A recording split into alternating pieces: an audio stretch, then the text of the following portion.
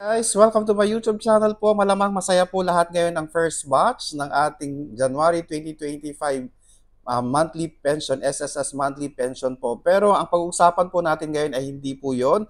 Pag-uusapan po natin ang ating annual confirmation of pensioners. Again, malapit na po ang January 2025. Yung mga entitled po or yung dapat mag-comply sa AKO, mag-comply na po para hindi po magkaroon ng problema ang inyong monthly pension. And guys, so sa mga SSS pensioners po natin na ang birth month po ay nasa January 2025 po or January po, iniimbitahan lahat na mag-comply ng annual confirmation of pensioner po. Mag-file na po kayo para hindi po mag-stop ang inyong SSS monthly pension dahil pag nag-stop po yan, hihintayin nyo po ang 2 buwan bago po makabalik ito after po ninyo makomply ang inyong AKOP. Ulitin ko po guys, yung malapit na po ang January, then mag-comply na po tayo para sa AKOP po natin.